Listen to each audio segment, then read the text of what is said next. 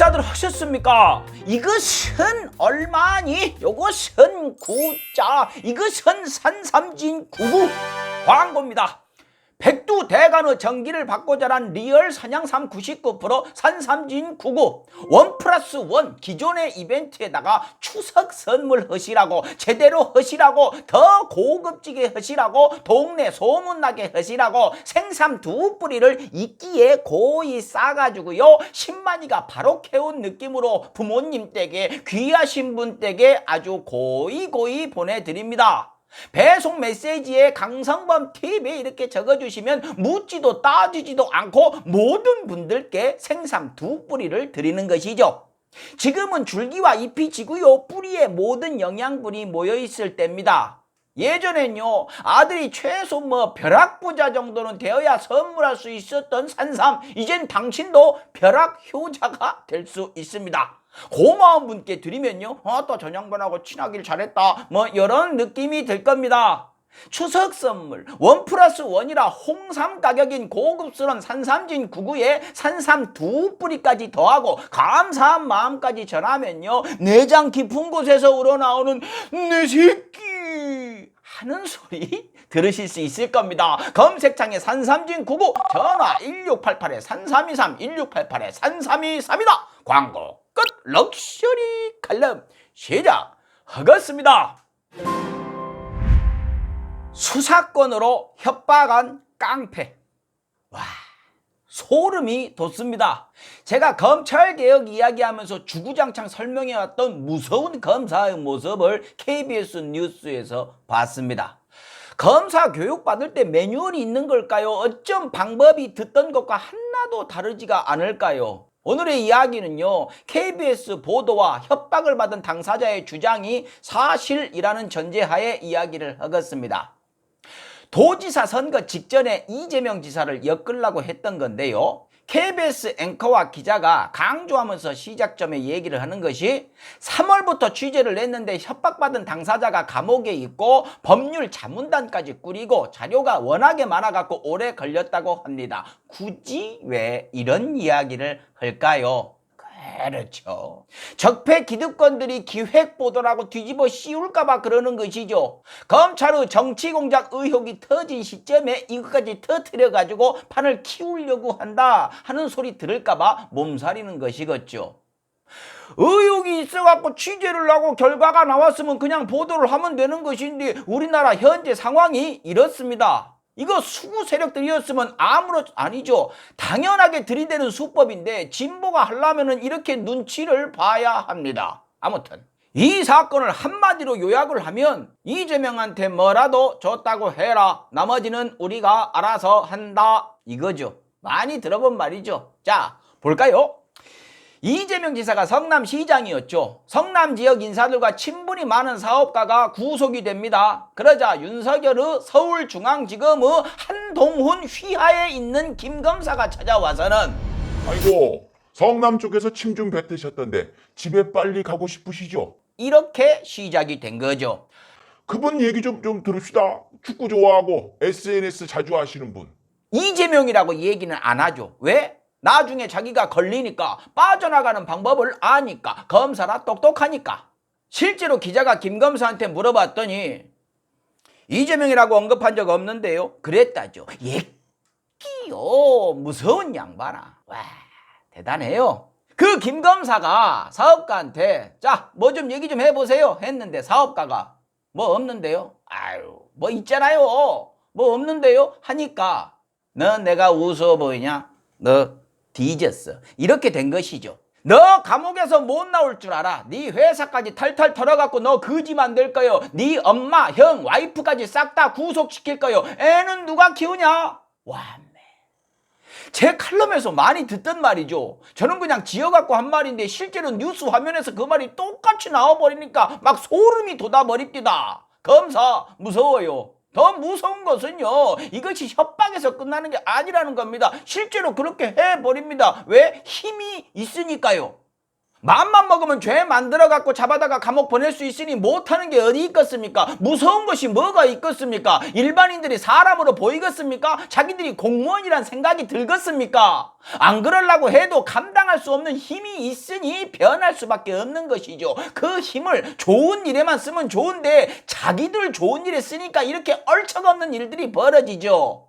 이렇게 얼척없는 일들이 생기면 안 되니까, 억울하게 집안 전체가 망가져버리는 사람이 나오면 안 되니까 법을 좀 바꾸자 이러는 것인데, 그 이름이 검찰개혁인데 이걸 못하고 있으니, 못하게 하고 있으니, 아니 안 하고 있으니 속에서 천불이 올라오는 것이죠. 수박 씨발라 먹고 싶은 것이죠. 더 봅시다. 넌 이제 뒤졌어 라고 했던 검사가 진짜로 가족 전체를 죽이려고 검사의 힘을 보여줍니다. 주식 담보로 돈 빌린 거 무혐의가 났는데 그거 꺼내다가 다시 기소를 하고요. 옛날에 폭행에 연루됐던 거 2번이나 무혐의가 나고 공소시효 끝난 걸 보복 폭행으로 엮어갖고 다시 기소를 하고, 회사 점심을 어머니 가게에서 배달해다 먹었다고 횡령에다가 비싸게 8,000원씩 받았으니까 배임으로 잡아넣겠다고 협박하고, 부인이 회사 홍보인하면서 월급 받은 거 그거 횡령으로 엮는다고 부인 잡아넣으면 애들은 누가 보냐고 협박하고, 그래도 안 먹히니까 기소를 해버리고 또 무죄 나오고, 끼요 지랄 맞은 양반아! 이런 일을 내가 당하고 내 자식이 당한다면 기분이 어떨까요? 근데 이게 끝일까요? 아니죠. 같이 교도소에서 수감 생활을 하다가 나온 사람을 불렀답니다. 이재명 얘기하는 거 들은 적 있냐고. 이거 어째 기시감이 드시죠? 한명숙 총리 유죄 만들라고 죄수들 위증교육 시킨 사건, 한명숙 모해 위증교사, 말도 더럽게 했네. 모해 위증교사 사건, 말 어렵게 하는 거 바꿔야 돼. 아무튼 이거하고 똑같은 방식으로 가고 있죠. 우리가 전에 듣던 작업 방식을요, 교과서 읽듯이 답습을 했습니다. 이건 말고도요, 그분의 프라이버시 때문에 기자가 밝히지 않은 것도 여럿이라고 합니다. 이것이 대한민국 검찰의 현실인 것이죠. 그래놓고 법과 원칙을 따라 수사한 거라고 얘기를 합니다. 윤석열 씨가 입에 붙이고 댕기는 말이죠. 법과 원칙에 따라, 아주 좋은 말이죠. 근데 검사한테 필요한 법과 원칙에 따르니까 그것이 문제가 되는 것이죠. 이제 보도가 나갔고 피해 당사자도 적극적으로 진술하겠다고 했고, 법무부가 감찰을 꼭 할 것으로 믿어야 하는데 제대로 할지는 모르겠습니다. 솔직히요, 또 다 빠져나갈 것 같습니다. 진상을 밝힌다는 분들의 의지와 능력이 검사의 머리를 못 따라갈 것 같습니다. 한동훈 사건 같이 될 것 같아요. 그래도 오늘 이 얘기를 하는 거는요, 모르고 넘어가는 분들이 많을까 봐서, 묻힐까 봐서 하는 겁니다. 지금 뉴스 검색 한번 해보십시오. 안 떠요. 찾아서 봐야 돼요. 또 이렇게 흘러가는 겁니다. 여기서 중요한 거, 이 사건을 보면서 김검사란 양반이 왜 그랬을까라는 생각을 해봤습니다. 개인적으로 이재명이 싫어서? 뭐 그랬을 수도 있죠. 분명히 윗선의 의지가 있었을 것이고 지시가 떨어졌을 겁니다. 대부분의 사람들은 그 위 직속 라인이 한동훈이고 그 위에 윤석열이 있으니까 라고 얘기들을 하시는데 거기서 끝나요. 그래서요, 윤석열이 왜요? 그 당시 뭐 하려고요? 당시 윤석열은요, 중앙지검장이었고 일단 검찰총장을 꿈꿨을 텐데 벌써부터 미래의 대권 경쟁자를 제거한다? 그것은 너무 윤석열을 똑똑하게 보시는 것이고요. 그 위가 있지 않을까요? 국민의힘과 결탁해서 그런 거다? 당시 박근혜 대통령 탄핵되고 대선 참패해가지고 당이 사라질 위기였던 국민의힘이 5년 후에 붙을 상대당 대권 주자를 미리 작업을 한다? 그건 너무 국민의힘을 아름다운 관점에서 보시는 것이고요. 저 개인적인 생각은요, 우선 윤석열의 과잉 충성, 문재인 대통령을 대선에서 괴롭혔던 이재명을 없애면은 내가 무슨 검찰총장이 되지 않겠습니까? 라는 생각과 그 생각에 자신감과 확신을 불어넣는 든든한 세력의 응원이 있지 않았을까라는 것이죠. 경기도지사 선거 직전 이재명 지사가 고꾸라지면 가장 이득을 보는 사람은 누굴까요? 어떤 세력일까요? 많이 알려진 다른 얘기도 있습니다.